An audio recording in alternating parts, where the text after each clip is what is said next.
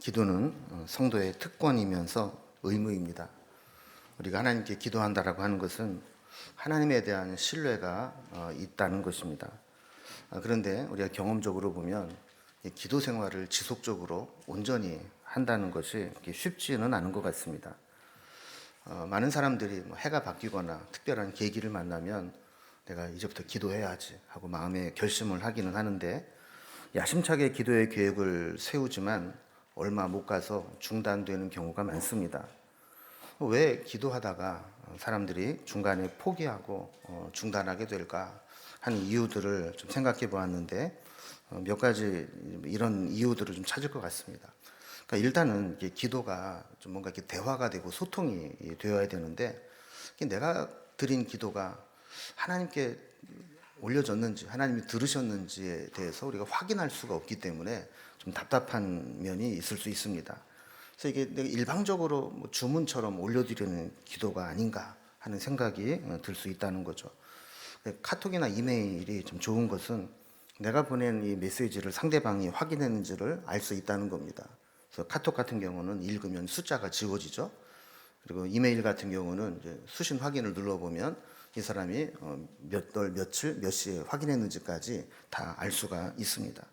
근데 이제 기도는 하나님께서 내 기도를 들어주셨다는 것을 내가 객관적으로 확인할 수 있는 방법이 없습니다.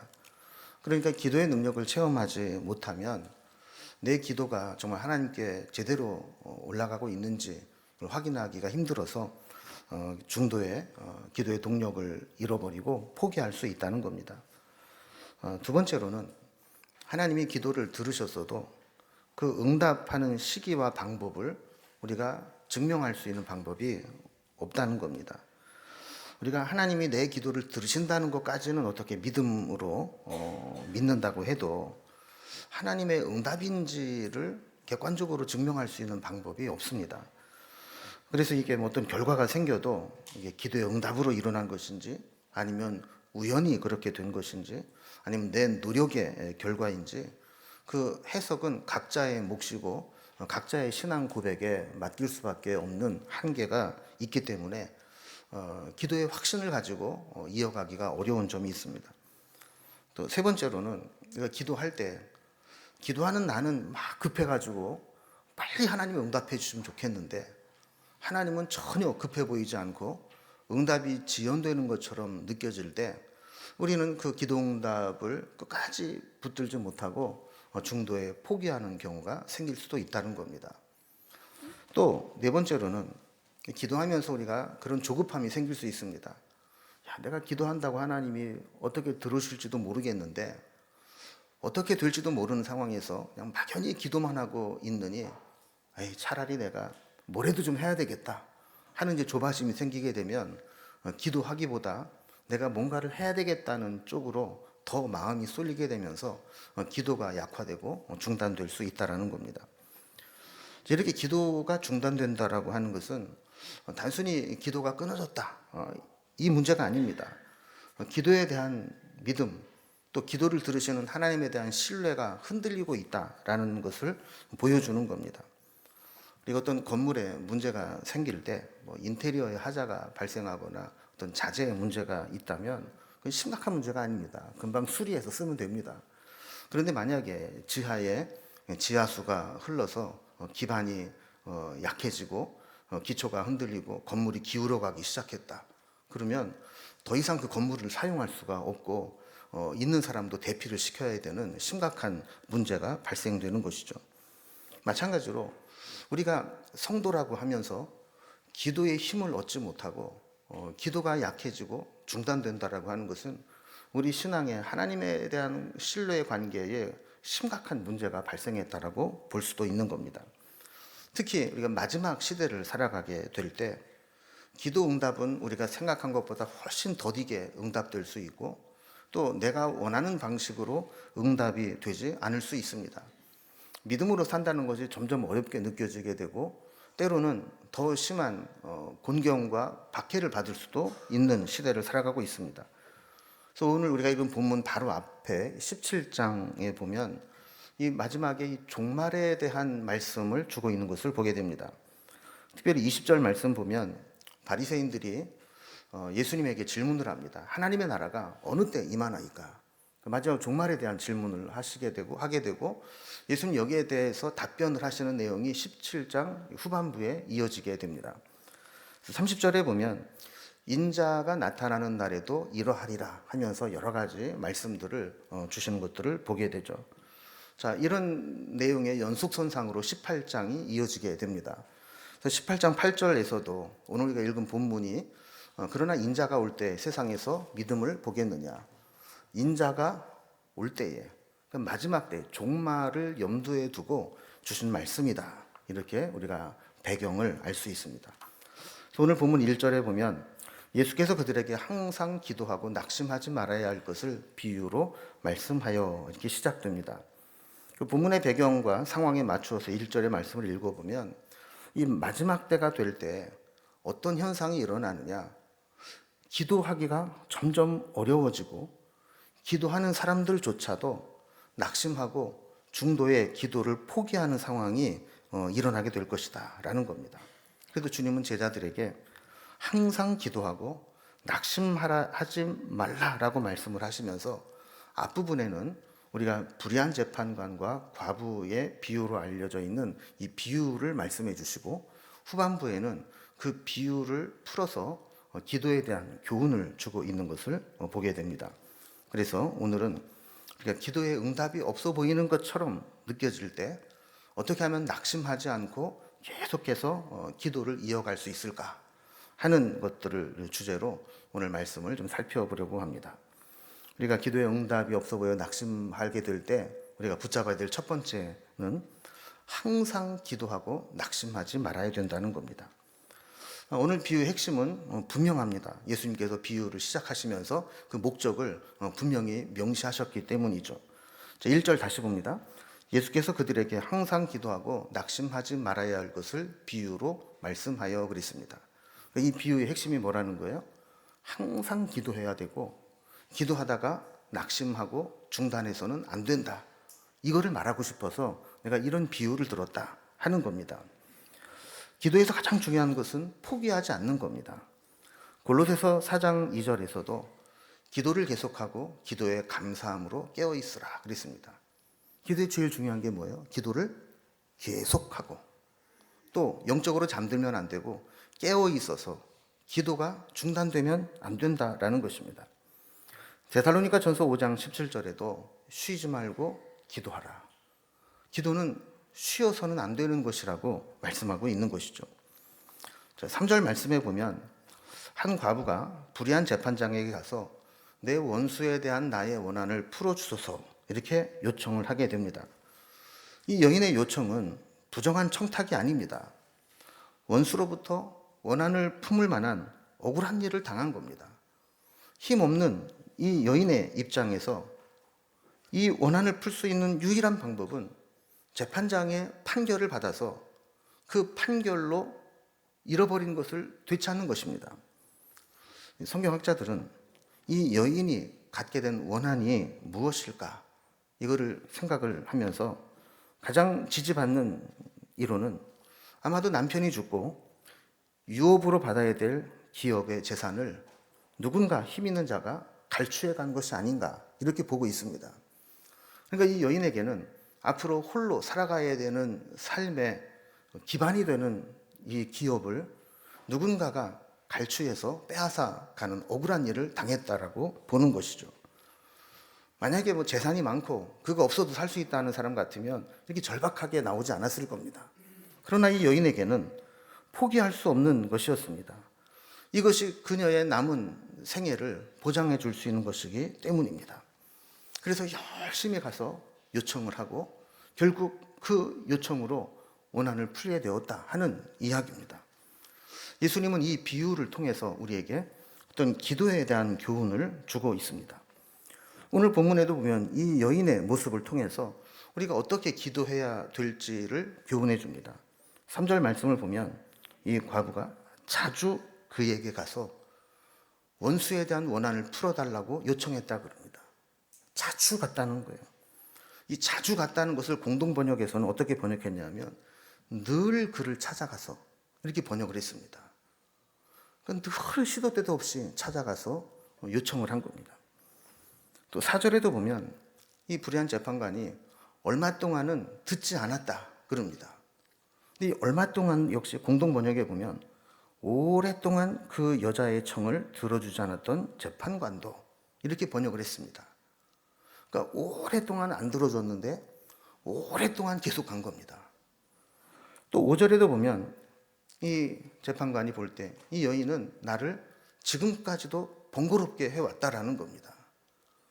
만약에 이 원한을 풀어주지 않으면 그 원한을 풀어줄 때까지 앞으로도 계속해서 늘 와서 나를 괴롭게 할 것이라고 인식하게 되었다라는 것이죠. 그래서 7절 말씀에도 보면 밤낮 부르짖는 택한 자들의 원한을 풀어주시겠다라고 주님이 말씀하시는 것을 보게 됩니다. 자, 이러한 모습은 이 여인이 어떻게 요청했는가를 잘 보여주는 것이죠. 이 여인은 이 재판관이 아니고는 자기 원한을 풀 수 없다는 것을 알았습니다. 그리고 이것을 빼앗기면 살 수 없다는, 더 이상 물러설 수 없다는 절박감을 가지고 있습니다. 그러니까 이 재판관이 불의한 재판관이라고 평판이 나 있다 할지라도 이 재판관에게 포기하지 않고 찾아가는 것입니다. 여러분, 우리도 살다 보면 이런 원한 같은 마음을 품을 때가 있습니다. 원한까지는 아니더라도 억울함이나 서운한 마음을 품고 살아갈 수 있습니다. 어떤 것은 그냥 쉽게 잊혀지고 대수롭지 않게 지나갈 수 있지만 또 어떤 것들은 잊지 못해서 마음의 화병이 될 정도로 오랫동안 상처를 주는 경우도 있습니다. 이럴 때 이 문제를 해결하기 위해서는 번지수를 잘 찾아가야 됩니다. 다른 방법으로 해결하려고 하면 힘만 들고 해결이 안 됩니다. 더군다나 감정이 이끄는 대로 이 문제를 해결하려고 하면 일은 더 꼬이고 상처만 더 깊어지게 됩니다. 이런 상태가 계속 지속되면 영적으로 점점 더 피폐해집니다. 이 여인이 한 가지 잘한 게 있는데 그게 뭐냐면 자기 원한을 자기 힘으로 풀려고 하지 않았다는 겁니다. 만약에 여인이 여자가 한을 품으면 5, 6월에도 서리가 내린다는데 한번 해보자는 거야. 그러면서 당사자에게 직접 찾아가서 분쟁을 일으켰다면 이 문제를 풀 수가 없었을 겁니다. 이럴 때 주님은 우리에게 항상 기도하고 낙심하지 말라고 말씀합니다. 이 원한을 가진 여인이 사나 죽으나 재판장에게 매달려서 끝을 본 것처럼 우리도 시험에 들고 마음에 억울함이 있고 원한 같은 것들이 있다 할지라도 그때 내 힘으로 해결하려고 하지 말고 하나님 앞에 나아가서 기도함으로 끝을 보라는 겁니다. 끈질긴 것처럼 강력한 것은 없습니다. 제가 좋아하는 말 중에 하나가 이런 겁니다. 이 세상에서 가장 강력한 힘은 선한 일을 지속적으로 하는 것이다. 옳은 일을 지속적으로 하는 것은 지금 당장에는 그것이 큰 효과가 없어 보일 수 있습니다.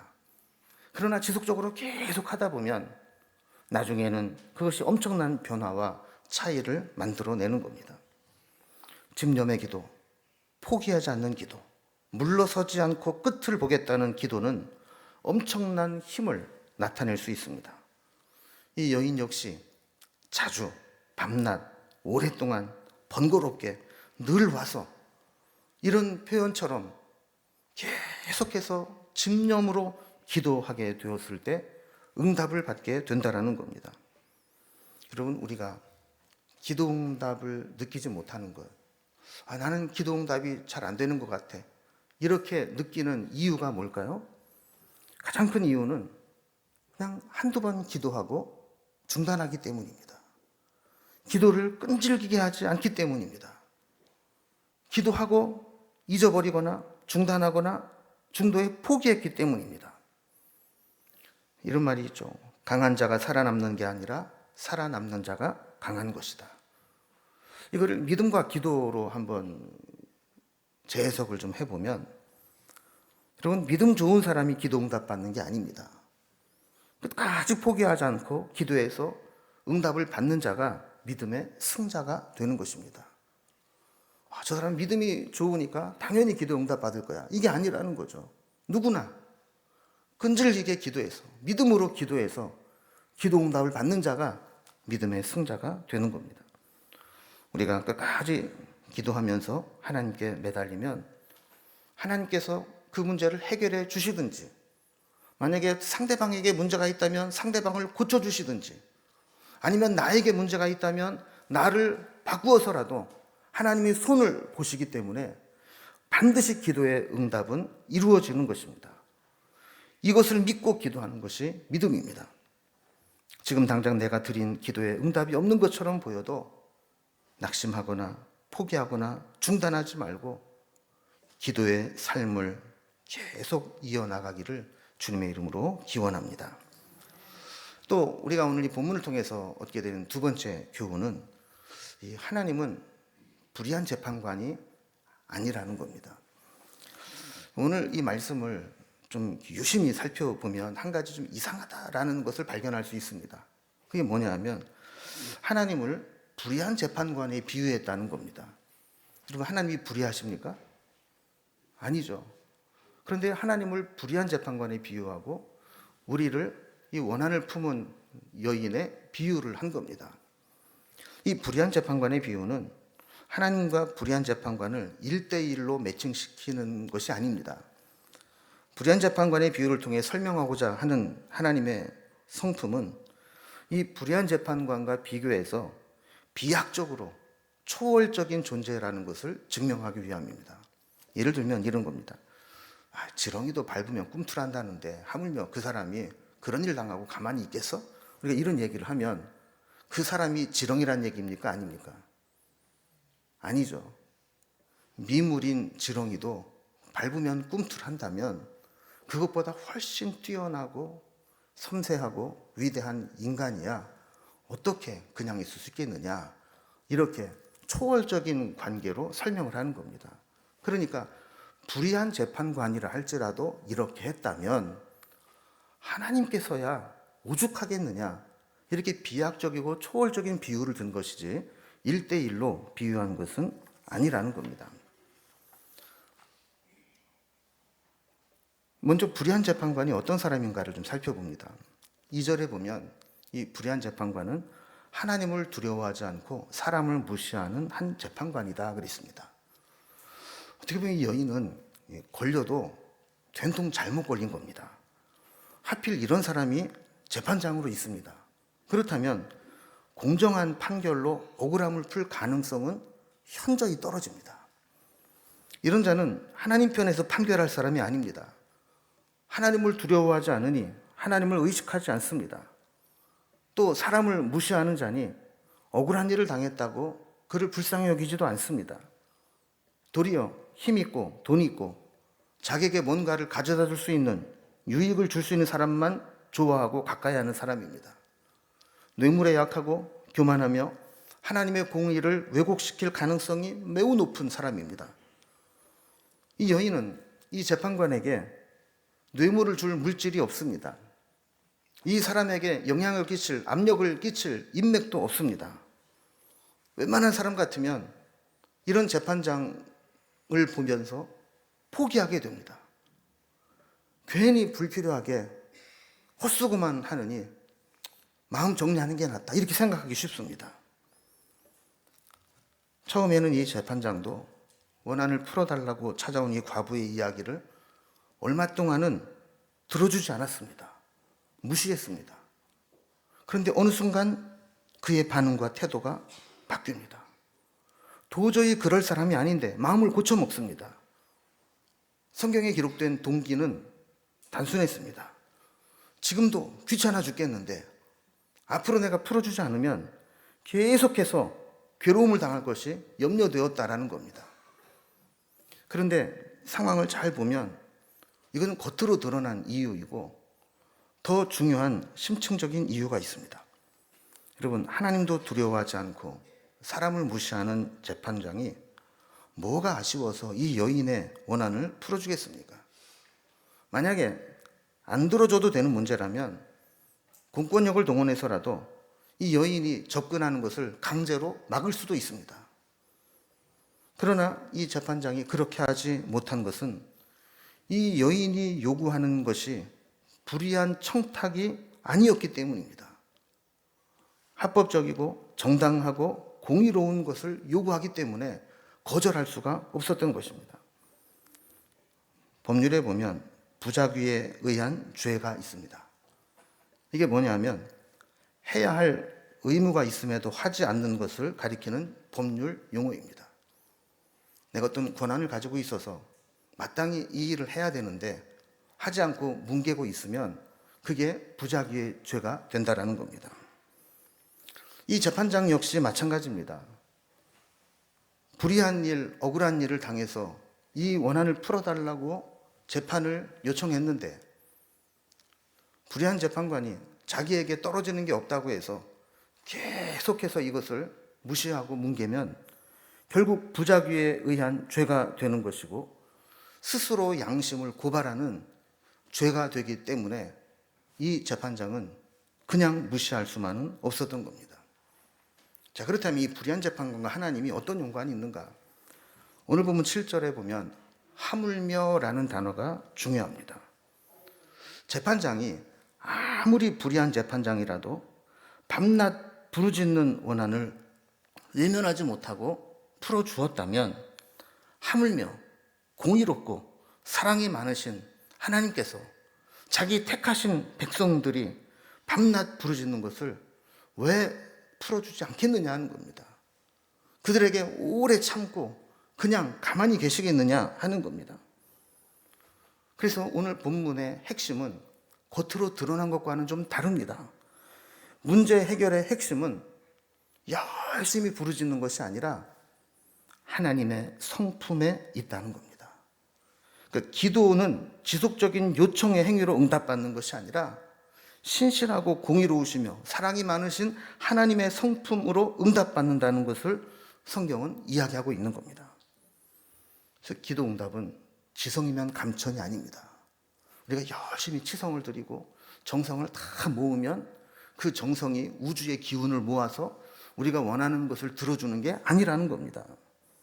그래서 포기하지 않고 낙심하지 않고 계속 기도하는 것은 중요한 기도의 자세이기는 하지만 기도 응답의 핵심은 그런 행위가 아니라 그 기도를 들어주시는 하나님의 성품에 있다는 것입니다.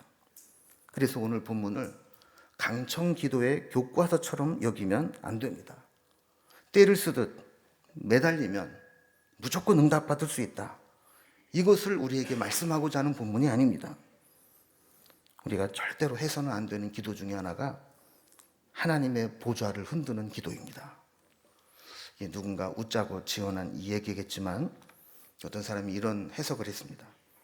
예수님께서 이 땅에 계실 때 그 하고 많은 직업들 중에서 왜 하필 목수의 아들로 태어나서 목수 일을 하셨을까? 그거는 사람들이 하도 하나님 보좌를 흔드는 기도를 한다고 하나님의 보좌를 흔들어대니까 이 하나님의 보좌가 흔들리다가 고장이 나서 그거를 고치기 위해서 이 땅에서 목수 일을 배워서 올라가셨다. 뭐 이렇게 해석을 하는 사람도 봤습니다. 여러분, 하나님의 뜻에 합당한 기도이고 하나님의 공의에 비춰볼 때 내가 억울한 상황이라면 굳이 하나님의 보좌를 흔들지 않아도 하나님은 우리의 기도를 들어주십니다. 7절 말씀 다시 보면 하물며 하나님께서 그 밤낮 부르짖는 택하신 자들의 원한을 풀어주지 아니하시겠느냐? 그들에게 오래 참으시겠느냐? 하나님께서 우리의 기도를 들으시고 그 원한을 품어주시고 풀어주시고 응답해 주신다는 겁니다. 그래서 우리는 하나님의 성품을 의지하고 또 기도할 때도 그냥 무조건 기도하는 게 아니라 그것이 기도의 응답을 받을 만한 올바른 기도인지를 분별하는 게 중요하다라는 겁니다. 마지막 세 번째로 기도의 응답이 없어서 포기하고 싶을 때 우리가 기억해야 될 것은 그러면 이 기도를 지속적으로 하게 되는 비결이 뭐냐? 그랬을 때 믿음을 세우는 것이라는 겁니다. 여러분, 아무리 기도가 중요한 것을 알고 기도의 능력을 알아도 우리는 실제로 현실에 부딪히는 모습들을 보면 기도를 포기하고 싶을 때가 많습니다. 실제로 우리가 만나고 접하는 현실은 기도한 것과 정반대로 이루어지는 것을 볼 때가 많습니다. 특히 마지막 때가 되면 더더욱 그럴 것이라고 말씀합니다. 이때 낙심하지 않고 기도의 사람으로 살아가는 것은 믿음이 필요하다라는 거예요. 기도의 가장 큰 장애물은 낙심입니다. 그래서 기도의 신비를 아시는 주님은 제자들에게 항상 기도해라. 그리고 낙심하지 말아라. 이렇게 말씀을 하는 겁니다. 기도하면서 낙심의 장애물을 극복할 수 있는 가장 강력한 힘은 믿음입니다. 그래서 8절 말씀을 보면 하나님께서 속히 그 원한을 풀어주시리라 하면서 뒤에 단서를 하나 붙입니다. 그게 뭐예요? 그러나 인자가 올 때에 세상에서 무엇을 보겠느냐? 믿음을 보겠느냐. 이 기도의 응답을 받기 위해서 우리가 믿음을 세우고 믿음으로 버티고 견디는 기도를 하게 될 때 결국 기도의 응답을 받게 된다는 겁니다. 그래서 우리는 믿음이 흔들리거나 연약해지지 않도록 끝까지 믿음을 굳세게 해야 됩니다. 여러분, 믿음으로 기도하면 기도가 힘들지 않습니다. 믿음으로 기도해서 응답받는 것을 체험하고 나면 기도가 재밌습니다.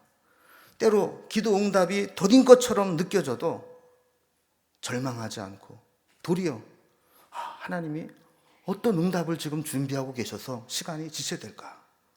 하나님의 응답이 도대체 어떻게 나에게 임할까? 기대가 되는 것입니다. 그래서 믿음으로 기도하는 사람이 기다리는 시간은 외롭거나 고통스럽지 않습니다. 마치 결과를 알고 있는 스포츠 경기 재방송을 보는 것과 같습니다. 만약에 역전승한 결과를 우리가 알고 그 경기를 재방송을 본다면 지금 아무리 지고 있어도 우리는 걱정하지 않습니다. 어떻게 극적인 드라마틱한 역전을 이룰까 기대하면서 보게 되는 겁니다. 믿음의 기도는 바로 이런 것입니다. 그래서 우리가 기도할 때 믿음이 필요한데 여러분, 사실 뭐든지 독하게 마음 먹고 하면 웬만한 장애물은 장애물이 아닙니다. 근데 우리가 볼 때 제일 힘든 게 뭐냐면 적당히 버티려고 하는 것이 제일 힘듭니다. 우리가 축구 경기 같은 것들을 볼 때에도 1대0으로 이기고 있습니다. 그런데 이 한 점을 지키겠다고 공을 막 돌리고 하다가 한번 뚫려버리면 동점이 되고 분위기에서 밀리면 역전을 당하게 됩니다. 적당히 버티는 게 이렇게 힘든 겁니다. 기도도 마찬가지입니다. 우리가 마음을 독하게 먹고 하나님 앞에 열심히 기도하겠다 결단하면 힘이 생깁니다. 기도하면서 지혜도 생겨납니다. 여러분, 기도할 수 있다면 아직 끝난 게 아닙니다. 기도할 수 있다면 아직 실패한 것이 아닙니다. 아직 기도할 수 있다면 낙심하거나 절망할 필요가 없습니다. 마지막 때가 될수록 우리는 믿음을 지키기가 어려워지고 기도를 중단할 위기를 만나게 됩니다. 그럴 때 주님은 우리에게 하나님의 선하심을 믿고 다른 데서 해결하려고 하지 말고 하나님 앞에 기도하면서 응답받기를 원하시는 겁니다. 오늘 다시 한번 우리의 믿음을 세워나가고 있는 자리에서 자신의 방식으로 기도의 생활을 다시 시작해 나갈 수 있기를 주님의 이름으로 기원합니다.